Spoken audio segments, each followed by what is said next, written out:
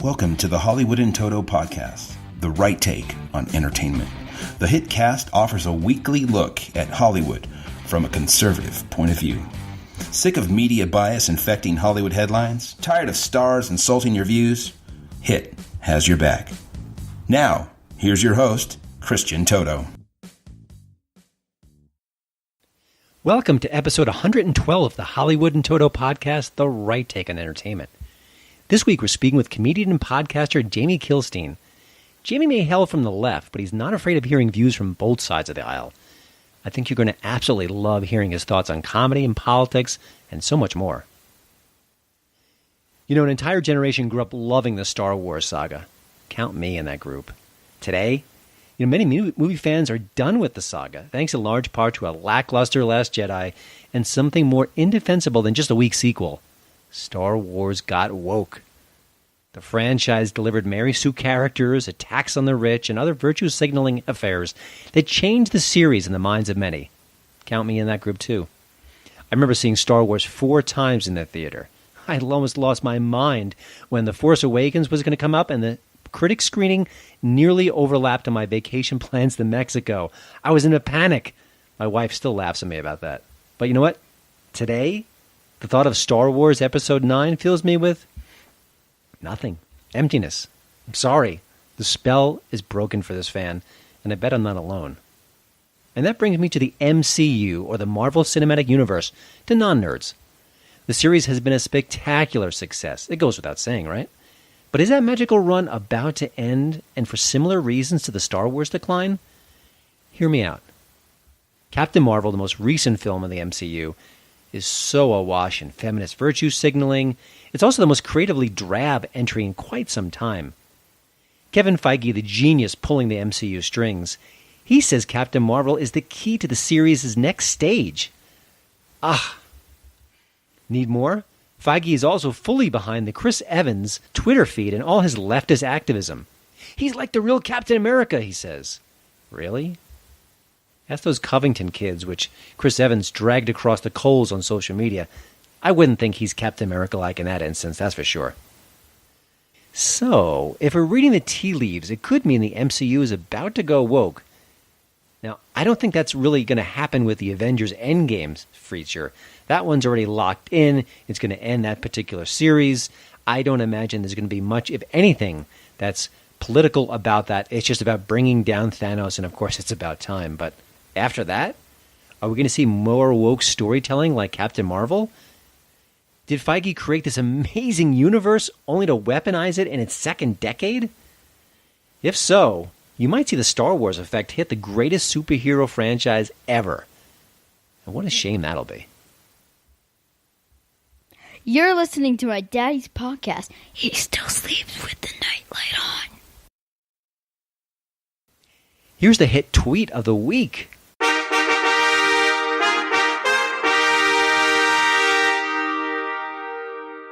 Oh, Bette Midler's back, and she's not taking the Mueller report summary well. Here's the proof. Donald Trump has forced us to live through war as a nation for the last 2 years. He has caused depression, despair, confusion, and death. We're not just sick at heart, but literally sick from him, from uncontrollable rage at the thought that he will get away with his crimes. Thoughts and prayers, Bet. Thoughts and prayers. I'm Patrick Corelchi. And I'm Adriana Cortez, and we're the hosts of Red Pilled America, a new storytelling podcast. Red Pilled America is not another talk show covering the day's news. We are all about telling stories. Stories Hollywood doesn't want you to hear. Stories the media mocks. Stories about everyday Americans that the elites ignore. You could think of Red Pilled America as audio documentaries, and we promise only one thing: the truth.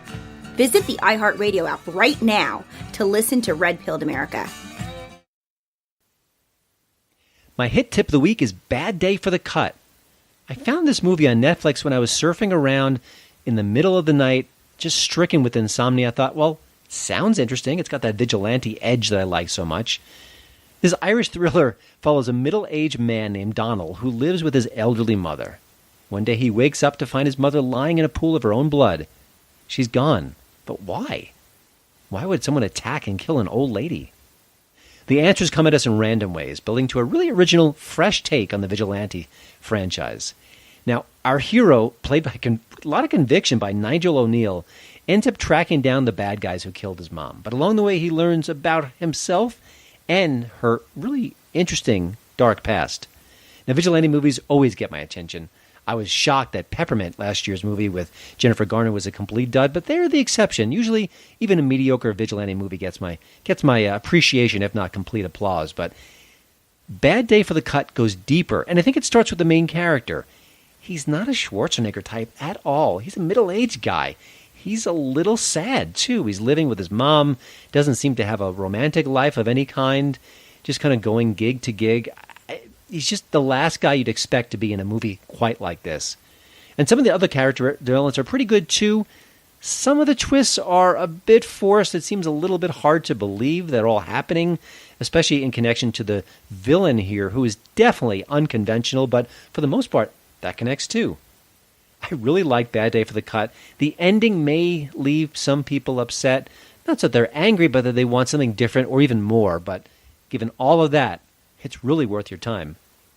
Bad Day for the Cut is streaming right now on Netflix.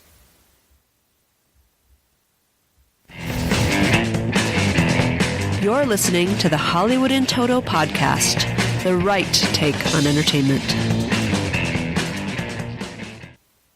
Now let's get to this week's HitCast interview. I recently wrote a freelance piece for the Daily Caller about Alexandria Ocasio-Cortez and comedy. Why aren't more stand-up comics, especially the team Late Night, why aren't they making fun of her? They don't have to be mean, but just maybe bring her up. She's got a lot of gaffes going on. So to do that, I reached out to comics on the left and the right. I wanted to kind of bring a fair and balanced presentation to this. Yes, the Daily Caller leans to the right, but that wasn't my approach. And one of the comedians I reached out to is Jamie Kilstein. Now, I didn't get him in time for the story, but he did connect with me after the deadline had passed. He seemed like kind of an affable person. He was doing his best to kind of connect, and I thought, well, maybe I can talk to Jamie for the podcast. You know, kind of a fun plan B if I can't get him for the story. You know what? Once in a while, my instincts really pay off. Jamie's a very sharp, very funny fellow. He's also a liberal who's really eager to hear opposing viewpoints. That's not an act. He's also the host of the Jamie Kilstein podcast, where he engages the news of the day in ways that aren't cookie cutter. This isn't Talking Point Central. You can find out more about Jamie and his show at jamiekilstein.com. Our conversation for the HitCast went in directions I didn't expect, but it quickly became one of my favorite interviews in this show's 2-year history. I kind of think you're going to agree, too. Here's my chat with the very funny Jamie Kilstein. Well, Jamie, you think that 2019 would be a perfect time for a political comedian like yourself? There's so much going on. The news cycle never slows down. Is it that easy for you to kind of come up with new material, or is it the fact that there's so much there make it sort of a unique challenge to come up with something fresh and vital? It's the worst. It's horrible. I did everything in my power to avoid talking about politics. I feel like, especially on the left, it has gotten just like so hacky. I mean, here's the thing. I should say this first. I am a terrible businessman. I first started being political like after 9/11 in New York, where like the country was like, we just want to be united. And I was just like, screw you, George Bush. And then I got in trouble on the left because under Barack Obama, like I went on Conan and I attacked Obama for drone strikes, because I feel like one of the biggest problems politically is people have teams and they don't have principles, right? Mm-hmm. So if you're a conservative who was mad that like Clinton was cheating, but you're like not mad that Trump was, or if I was a liberal who was attacking George Bush for foreign policy, but Barack Obama does the same thing, if not worse, I somehow like defend Barack Obama. And it just reads as really inauthentic. And I've been there too, you know, just blindly defending my team or my tribe. But yeah, I always used to get in trouble. And then when Trump became president, suddenly, I mean, you know, back in the day, the stand-ups who were political were really like revolutionary, right? It was like Lenny Bruce and Pryor and George Carlin and Bill Hicks. And I feel like the left would be attacking all of those people nowadays for either the language they used, for being white guys, you name it. And then Donald Trump became such an easy target that suddenly every comedian is a political comic. Like, I'm sure there are prop acts and puppet acts who are doing like Donald Trump jokes. And so it's not really, to me, comedy is the best when it can be challenging and make people kind of like think about their beliefs or laugh at themselves or whatever. And so if everyone's just like, Donald Trump has a weird tan and hair, it's like, who cares? It's just not interesting to me. So now I'm finally I'm doing it. I started it again. I'm recording a new album, but I'm kind of going after the left a little more. I still consider myself liberal. I don't really mention Trump at all. And if I do go after a political issue, it's an issue I care about, not necessarily like a person. Yeah. You confessed you're not the best businessman, and I think I fall into that category as well. Do you find that being more honest and being able to attack your side and the other side, does that open up new opportunities for you, or does it actually make it harder to stand apart or to kind of survive in it at a time where tribalism seems to reign supreme at times? Yeah, that's a great question. I mean, so that's, by the way, you're a conservative. You're supposed to be good at business. I don't believe that you're not. I'm a former art major. Trust me, it's not in my DNA. Oh, okay. All right. I was like, you have that over me, man. You can't let me down. Yeah. So we need you to make the world work. I'm just a dumb artist. This is sort of my experiment right now, essentially. So I'll have an answer for you shortly. Okay. Part of the problem with doing that, and I mean, Joe Rogan's wildly popular, but we see a lot of times conservatives say he's not conservative enough, and then liberals are calling him like alt-right. So you can't really win when you hear or when you talk about both sides or when you criticize both sides. The extreme sides from both camps are going to come after you. So that's a bummer. Like, I just changed my Twitter bio to alt-right libtard cuck or something like that. And I feel like that's like kind of where I am, where, I mean, dude, I wrote a piece for Quillette after John McCain died about essentially how if I used to be the person I was on the left, I would have been one of the people screaming into my echo chamber about, how he's a war criminal and just trying to prove that I'm more woke than the next person on Twitter over like a dead man's body while his family mourns. And the article kind of went on to talk about how I went on Michael Knowles' show from Shapiro's network and actually had this like really wonderful time and like made a bunch of friends. And essentially the thesis being, when I got out of my echo chamber, I saw that people on the other side can be nice. There are dicks on the left, there are dicks on the right. But if we sort of if our starting point isn't you're a Nazi, then we're going to find compromise. We're going to find things we agree on. We're going to be able to have normal conversations even if we disagree, right? Mm-hmm. So I write that piece for Quillette, literally the least controversial thing I've ever written in my life. It's like the first time I'm like, I'm not going to get in trouble. Piece kind of blows up, like Rogan tweets it, Sam Harris tweets it, Peterson, some other guys.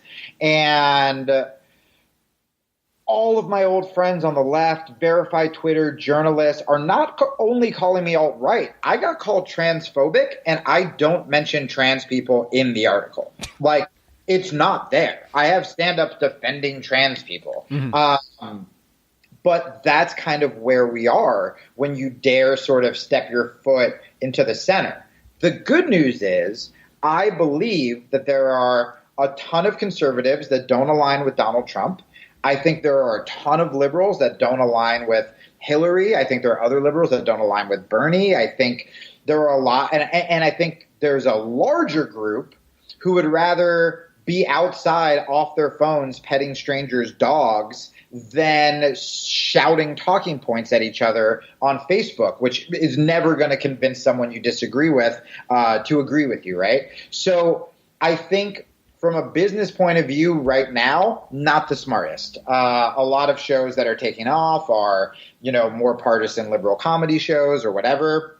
But I think that deep down people are sick of it. I mean, I've been to parties with famous liberal elites who, when they're not on Twitter, are whispering that like the left is being dumb and that they're tired of it and they just want to get off Twitter. And I think people are exhausted. And, you know, I've only been doing this podcast, the new political one, for a couple weeks. But I've already gotten like a bunch of emails being like, either from liberals being like, I was upset you were going to cover some right-wing stories, but I'm actually learning a lot, or I think it's really interesting. I've gotten conservative people who have found me from either Quillette or Daily Wire or maybe now this, writing in and being like, oh yeah, I'm not like conservative on that issue. I'm just conservative on this. And I think it's really important because I'm not trying to change anyone's mind. I'm trying to figure out what I believe because I used to be such a hyper partisan.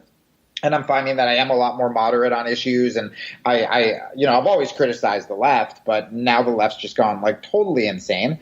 But I feel like, again, if you can laugh at your side, if you can laugh at your team, if you can call out your team, if instead of just me trying to figure out why me and you disagree, I figure out stuff we have in common, it's just a lot healthier for both of us, man. And like, we're going to have better conversations and we're going to see where the other person's coming from. And again, because it's comedy, I think it's great because once you can laugh about an issue, no matter how serious it may seem, I feel like then you can start having intellectual conversation about it. Yeah. And just a quick note, you mentioned sort of it's hard right now, but I'm going to think/pray that what you're doing has a longer shelf life than the hyperpartisan, because I don't know how much that can last. So I'm hoping that sort of the listening brand that you're kind of looking toward has sort of longer legs or breaded legs. But yeah, I hope so. I mean, I don't know the details, but I mean, a lot of political shows on the left like are getting canceled. The Opposition with Jordan Klepper. I knew some writers on that show. That show got canceled. Michelle Wolf, I think, right after the hype, and she had a ton of hype going into that. That got canceled, and these are very, very funny comedians. There was very talented writing staffs, and I really do think like you know how there's this uptick in mindfulness suddenly, and there are all these like meditation apps coming out, and suddenly even like your most like jock friend is like talking about doing like hot yoga and stuff. I think part of it's because of like Rogan, but I think the other part is I think we're almost rebelling against this social media and we're trying to like walk it back. I think we're finding, the bigger Twitter gets, the more popular Buddhism is probably also going to get on the other side. I think people are starting to realize how toxic it is to spend all your days yelling at strangers, and they're kind of desperate for any relief. Yeah. I was kind of curious. Radio show hosts always have a very intimate bond with their audience. It's just the way it is. And I think podcasting might be even more so. When you think about your work that you do, you talked about some of the feedback you've gotten, but is there anything that maybe the feedback tells you creatively, like maybe you go in a slightly different direction with your humor or your commentary based on the back and forth you might have with fans? So that's another great question. I'm trying desperately to ignore that. Because here's the thing. So when I sort of like left the left or was booted from the left or whatever, I went from being rich to living on a couch. And during this time, so two things. And I may be straying, but I kind of want to talk about, I feel like the left has a masculinity problem. I swear to God, I'm going to tie this all together. Okay. So when I left the left, my first instinct was to like rebel, right? I think that happens to everyone. We've seen a lot of liberals that have kind of gone full conservative, and I get it. Maybe some of them, their views actually changed. Maybe some of them, they were just happy to have friends again, or to have a tribe, or to have people who, the conservatives that have reached out to me have been some of the kindest people I've met. And so I started digging into like, not even right wing, but just more like sort of guy-centric YouTube videos and podcasts, right? So Rogan and I were like in a fight until I went back on the show, and it was great. So I started listening to Rogan again, and he's one of my biggest, he's helped me a lot. I started listening to Rogan, and through Rogan I heard, Jocko Willink for the first time, that Navy SEAL, and I heard Jordan Peterson for the first time. I mean, the first time I listened to Jordan Peterson, there was so much backlash on the left, I thought I was about to listen to a literal Nazi. I was like, well, I guess like Rogan had a Nazi on, so I'll check that out. And he's literally just like a guy talking about how you should make your bed, right? And so I start listening to these guys, and I realized that in my old world, I wouldn't have been like allowed to listen to them. You know, Jocko, we would probably call a war criminal. Peterson obviously would be a bigot. Even people like Tim Ferriss, who's apolitical, he'd be called a tech bro, you know, and he just has a show about like being your best self.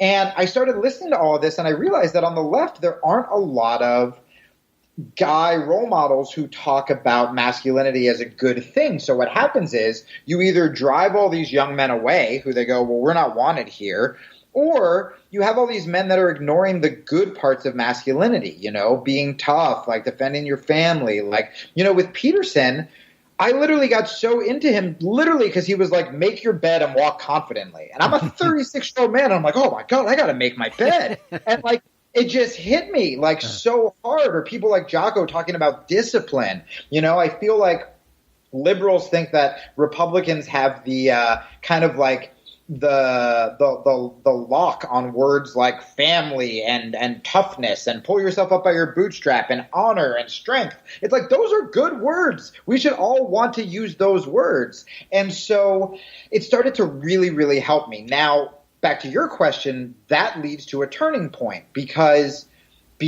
for some reason Rogan and Jocko and all these guys are considered alt-right, which, by the way, on the left is like code for Nazi. I'm not saying you're bad if you're conservative.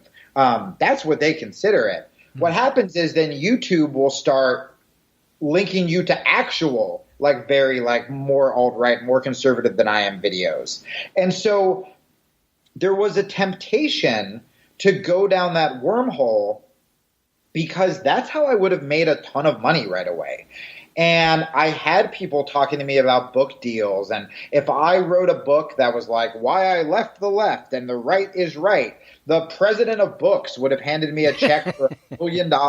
I'd have a show on Fox News. I'd be like running for president. Like, it would have been great. But the problem is, like, I'm not fully conservative and I'm not fully liberal. And that's not a sexy pitch to agents or TV networks or even advertisers. I'm trying to do my podcast with no advertising. But I really believe, like you do, that there is a large group of people that are sick of all of it. And right now, maybe they're quiet or maybe they don't know about shows like this. But I think that the center is going to have a really large voice down the line. But I think right now, honestly, people are afraid. I mean, liberals whisper to me moderate viewpoints in coffee shops like they're saying like the N-word. Like they look around before they say they read Jordan Peterson's book to make sure no one heard. It is so bizarre. But I do think there's a thirst for it on both sides.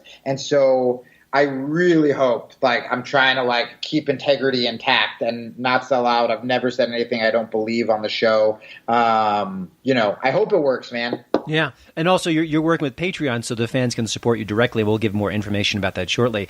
Well, another area I think there's I hope there's room for common ground is when it comes to what comedians can and can't say.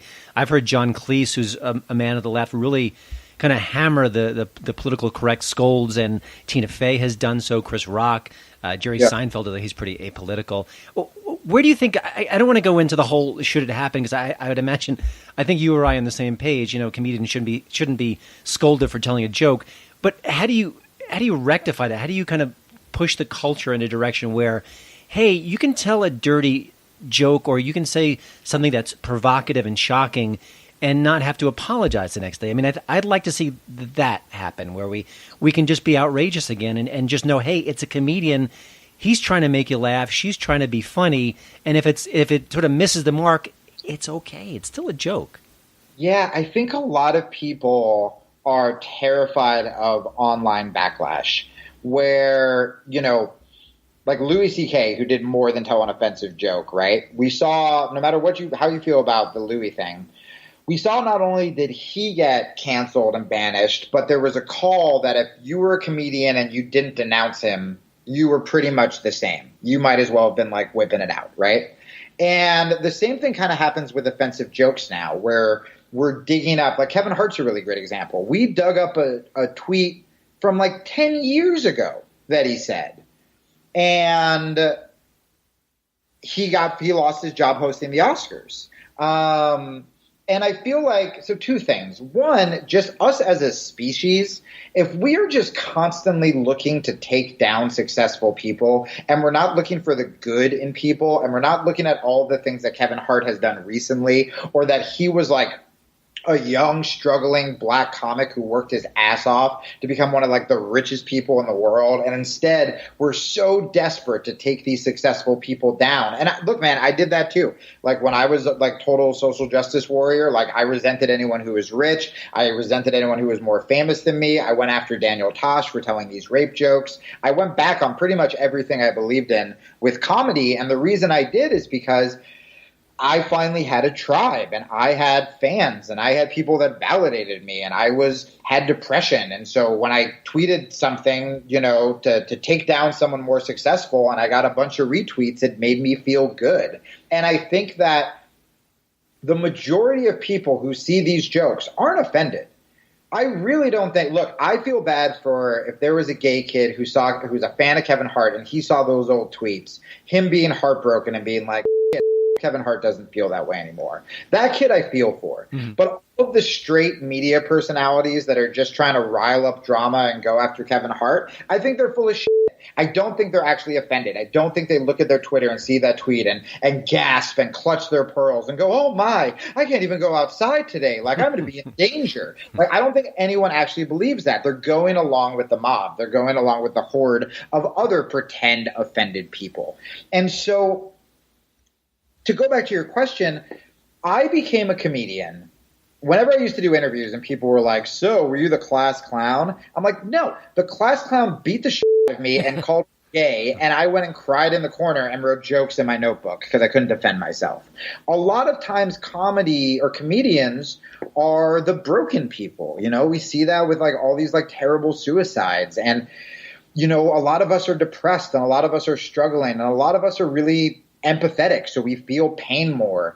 And when I knew I was going to be a comedian was whenever, we had alcoholism in my family, and whenever this person relapsed, my brothers and I would kind of be in our bedroom and would be horrified and scared. And then the second someone made a joke, and dude, it was always going to be an offensive joke. Like we had a loved one being carted off by like the cops or the ambulance. Whenever someone made that inappropriate joke, we would all laugh so hard, and it was so cathartic. And then once we did that, that put us in the right headspace where, okay, now we can start battle planning. Mm-hmm. Now we can figure out what to do. It just completely broke the ice. And when I was really political, even on the left, like when I started and I would say outrageous things about, the church, for example, it was never to make fun of religious people. It was to defend gay people, right? Mm-hmm. It was always trying to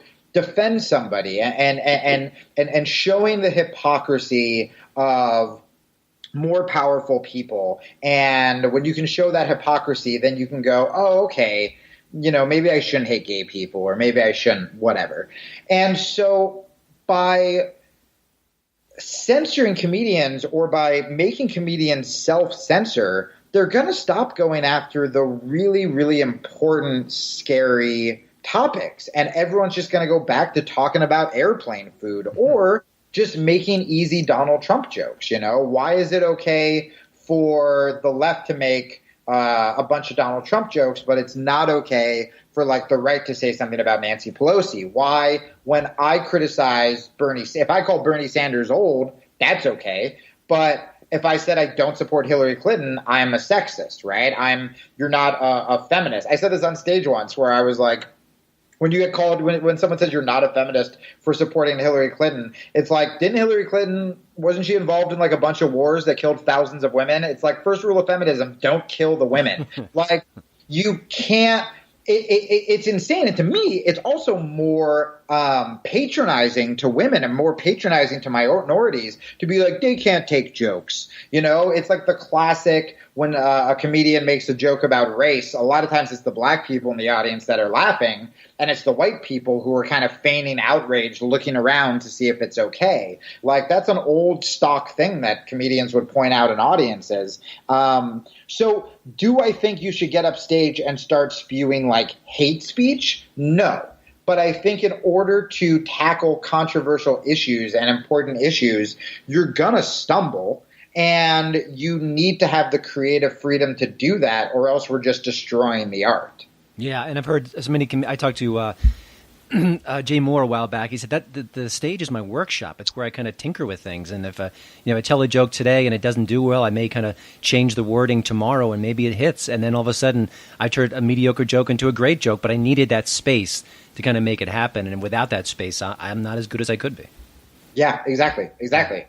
You can't take that away, and we're doing it on Twitter, we're doing it on stage, we're doing it everywhere. Mm-hmm.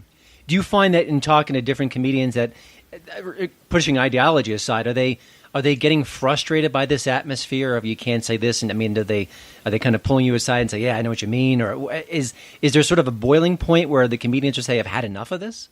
Well, it's pretty split up, and it kind of goes back to what you were saying about centrists, about, will there be a place where you can go for like nonpartisan comedy. I think that there's going to be pushback. There's going to be a rebellion against it. I'm in Los Angeles. I moved to LA just in time to become a centrist. And LA is like far more liberal than New York is. In New York, the comedy clubs are still pretty filthy. Although I heard someone say recently that Bill Burr did a spot at Caroline's, and he said it was Caroline's on Broadway in New York, which is a big club, and he said it was just like playing like a college. So I think people are kind of on high alert. I mean, comedy has always been kind of weird. Comedy clubs in general, even before this sort of like woke takeover, where, if you go to a comedy club with like your office, you never know what you're supposed to look at. Or what you're supposed to laugh at. There's always been this hesitation. Am I going to laugh at the abortion joke in front of my boss? There's always been this like nervousness. And now it's just totally tripled, quadrupled. And it's way bigger. So you have a lot of the LA scene and the alt scene, which kind of used to be like rebels. They're just doing your very standard sort of like woke observational comedy. And then at a lot of the clubs, like at the Comedy Store, these guys are pushing hard. Mm-hmm. Whenever I do a show at the Comedy Store and see guys from like, Rogan and Chris D'Elia and Whitney Cummings, I should mention the jokes because I think she's working it out for a Netflix special. But Eliza Schlesinger's like new material on like feminism is just like it's incredible. It's really pushing the lines. And then there are these up and coming guys like Andrew Santino that it seems like old school. But even I'm sitting there in the audience shocked that they're talking about the stuff they're talking about because I'm so not used to seeing that anymore. So I really do think there's a pushback. And the people who want to hear that kind of comedy are going to be able to find places to hear that kind of comedy. The problem is the way we attack that kind of comedy. Like, you don't want comedy fans to feel like they're Nazis for going and see Joe Rogan tell a bunch of vegan jokes. Like, that's the problem. Like, what they're doing is what comedians have been doing forever. I mean, again, Lenny Bruce, like, used the N-word. Richard Pryor talked about his domestic abuse and his drug addiction. I mean, none of that shit would fly today. Joan Rivers, Jesus, everything she said, right? And so there are going to be places for it, but it's very bizarre to feel like you are like a hate monger for liking stand-up comedy, especially because I know all these comedians and they're some of the most wonderful, generous people. And I know a lot of these progressives who call out these comedians, and all they do is hang out with other trust fund progressive white kids in Park Slope, Brooklyn, while talking about how we need more representation on the screen. It's like, all right, well, why don't you have some more representation on your Tuesday night drinking nights? Because it's just like a bunch of white people complaining, right? Like, these guys are hypocrites. You go to comedy clubs and it's more diverse than any of these alt rooms. These comedy clubs with this offensive language, that's where you see people of color. That's where you see working class people. That's where you see all sorts of comedians pushing back. Yet if you look at sort of leftist Twitter, they make it sound like it's a Klan rally. Mm-hmm. Excellent point. Jamie, before we let you go, I know you've done music in the past, politically charged rock. You got the podcast. You mentioned an album coming soon. Anything else you can tease about what you're working on? No, the album's just straight stand-up. Okay. I spoke at a Quillette event, and for the first time, like, kind of had the guts to do some of my more, like, conservative takes. You know, it was like me and Michael Shermer. Peterson was supposed to be there. Christina Hoff Sommers. It was like David Frum was in the audience when I talked about the Iraq War, which I didn't realize until right before I went on stage.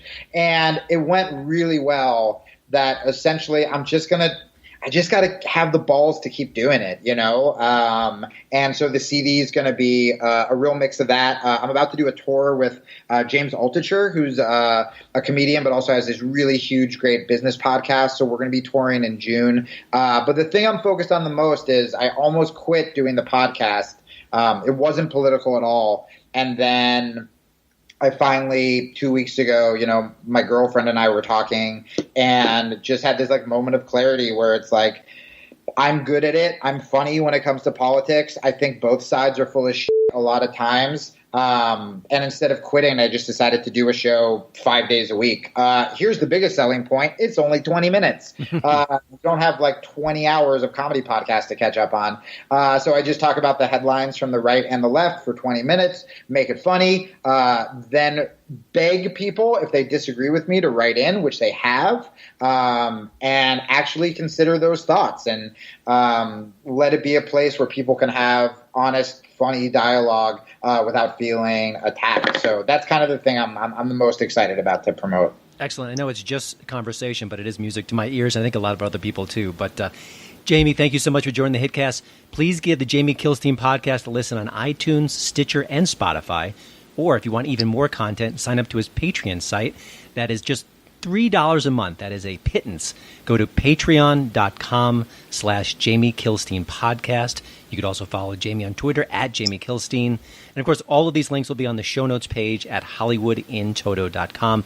Jamie, I'm so glad we connected, and I appreciate your humor, your openness. My wife is a Bernie Sanders fan, so I've got an interesting relationship on my end. So, oh my God, no way!